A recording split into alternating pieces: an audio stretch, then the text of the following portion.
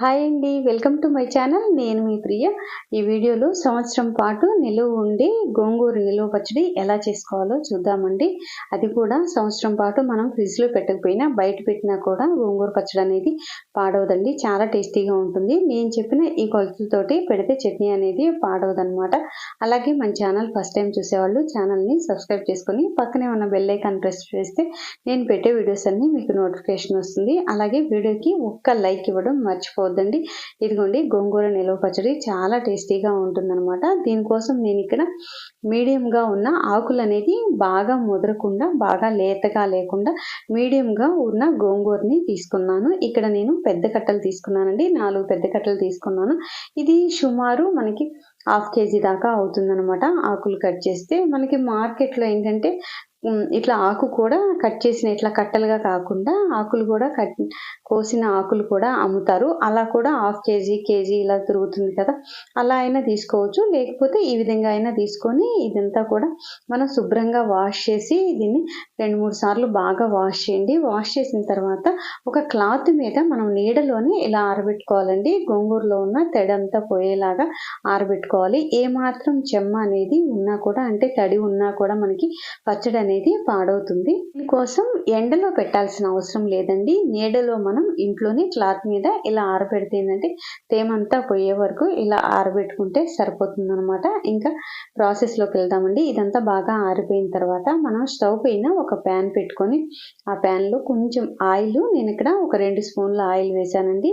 మరి ముందుగానే ఎక్కువ ఆయిల్ అవసరం లేదు. 2 స్పూన్స్ ఆయిల్ వేసి ఇక్కడ 1/2 kg గోంగూర పట్టింది కదండి, దానికోసం అని చెప్పేసి 100 గ్రాములు ఎండుమిర్చి వేసాను అనమాట. నాకు సుమారు 4 కట్టలు పెద్ద కట్టలు, అవి 1/2 kg గోంగూర సుమారు అలా అయిందనమాట. 100 గ్రాములు ఎండుమిర్చి ఇలా లైట్గా మనం వేయించుకొని పక్కన పెట్టుకోవాలి. ఇందులో నేను ఇంకొక 2 స్పూన్లు నూనె వేసేసి ఇందులో ఏంటంటే ఇప్పుడు మనం ఆరబెట్టుకున్న ఈ గోంగూరను కూడా బాగా వేయించుకోవాలండి. ఈ గోంగూర అంతా నీటిలో ఆరటం వల్ల ఏంటంటే ఫ్రెష్గా ఉంటుందండి. అందులో ఉన్న పోషకాలు అనేది ఎక్కడ పోవు. ఇదంతా కూడా మనం సిమ్లో పెట్టుకొని వేయించుకోవాలన్నమాట. ఈ విధంగా వేయించుకొని అంతా ఒకేసారి ఆకంతా ఒకేసారి వేయించుకోకుండా మనం కొంచెం కొంచెంగా వేసి వేయించుకోవాలి. ఒకేసారి వేయించుకుంటే ఏంటంటే మాడిపోవటం అన్నా అవుతుంది. లేకపోతే అందుకని ఇలా కాకుండా కొంచెం మళ్ళీ ఒక 2 స్పూన్లు వేసి నేను ఇక్కడ మిగిలిన ఆకంతా కూడా వేసి ఈ విధంగా మీరు తీసుకున్న ప్యాన్ని బట్టి, కొంచెం చిన్న ప్యాన్ అయితే ఏంటంటే 2-3 సార్లు వేయించుకుంటే సరిపోతుంది అనమాట. ఇదంతా కూడా సిమ్లో పెట్టే వేయించుకోండి. మీరు ఎన్నిసార్లు ఎలా వేయించుకున్నా కూడా. చూస్తున్నారు కదా, దీన్ని నూనె గోంగూర అని కొన్ని ఏరియాల్లో నూనె గోంగూర అని కూడా అంటారండి. ఈ విధంగా చేసింది అదే మనం పండుమిరపకాయలు వేసి చేస్తే అది కొంచెం పండుమిర్చి గోంగూర కలిపి చేస్తారనమాట. ఇది మాత్రం ప్యూర్లీ నూనె గోంగూర అంటారు. కొంచెం ఆయిల్ అనేది ఎక్కువ పడుతుంది దీనికి. ఇలా మనం వేయించుకున్న తర్వాత ఇదంతా కూడా తీసి ఒక బౌల్లోకి షిఫ్ట్ చేసుకొని మొత్తంగా 2-3 సార్లు వేయించాం కదండి, అదంతా కలిపి పక్కన పెట్టుకోవాలి. ఇప్పుడు మనం వేయించుకున్న ఈ ఎండుమిర్చి తీసుకొని మనం మిక్సీ వేసుకుందామండి. ఇది మరీ సాఫ్ట్గా వేసుకోకూడదు. ఇందులోకి నేను పెద్ద వెల్లుల్లి రెబ్బలు ఒక 15 వెల్లుల్లి రెబ్బలు వేసానండి.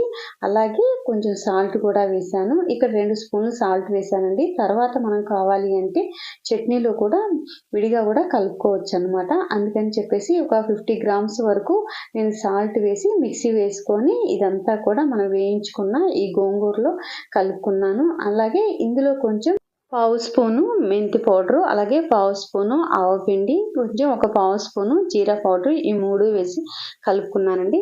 మెంతి పౌడరు, ఆవపిండి ఇవన్నీ కూడా పౌడర్స్ నా దగ్గర ఇంట్లో ఉన్నాయండి. అందువల్ల నేను అప్పటికప్పుడు వేయించి వేయకుండా అవి వేస్తున్నాను. ఒకవేళ మీ దగ్గర ఇంట్లో లేకపోతే ఏంటంటే ఒక 1/2 స్పూను మెంతులు, ఒక 1/2 స్పూను ఆవపిండి ఇలా వేయించి అప్పటికప్పుడు మీరు ఎండుమిర్చితో పాటు మిక్సీలో పట్టుకోవచ్చు అనమాట. ఇదంతా బాగా కలిపిన తర్వాత ఇప్పుడు దీనికి నేను పోపు పెడుతున్నానండి. మనం ఏంటంటే కొంచెం ఎక్కువ క్వాంటిటీ పెట్టుకున్నప్పుడు ఏంటంటే మనకి కొంచెం స్టోర్ చేసుకోవచ్చు అనమాట. కావాల్సినంత తీసుకొని ఎప్పటికప్పుడు పోపు పెట్టుకోవచ్చు. ఒకవేళ 1/2 kg అంటే తక్కువే కాబట్టి నేను కొంచెం ఒకేసారి పెడుతున్నాను అనమాట. మీరు ఏంటంటే కొంచెం ఎక్కువగా క్వాంటిటీ 1 kg అలా తీసుకున్నప్పుడు ఏంటంటే కొంచెం తక్కువ మెంబర్స్ ఉన్నప్పుడు కొంచెం పోపు పెట్టుకోవచ్చు అనమాట. ఇందులో నేను ఆయిల్ ఒక 3 స్పూన్స్ ఆయిల్ వేసానండి. ఆయిల్ వేసిన తర్వాత పోపు దినుసులన్నీ కూడా పచ్చిశనగపప్పు, అలాగే మినపప్పు, ఆవాలు, జీలకర్ర ఇవన్నీ వేసి కరివేపాకు, ఎండుమిర్చి కూడా వేసిన తర్వాత ఒక పావు స్పూను పసుపు వేసానండి. అలాగే ఇందులో నేను వెల్లుల్లి రెబ్బలు దంచిని వేసానండి. అది కూడా ఒక 7, 8 వెల్లుల్లి రెబ్బలు కొంచెం దంచి వేసుకోవాలి. రెబ్బలుగా అలాగే వేసుకుంటే ఏంటంటే ఆ స్మెల్ అనేది మనకి సరిగా పట్టదనమాట చట్నీకి. అందుకని సగం కచ్చా పచ్చాగా అలా దంచినట్లు వేసుకుంటే ఏంటంటే మనకి చట్నీకి స్మెల్ అంతా బాగా పడుతుందనమాట. ఇదిగోండి ఇదంతా కూడా మనం తీసుకున్న ఈ చట్నీలో కలుపుకోవడమేనండి.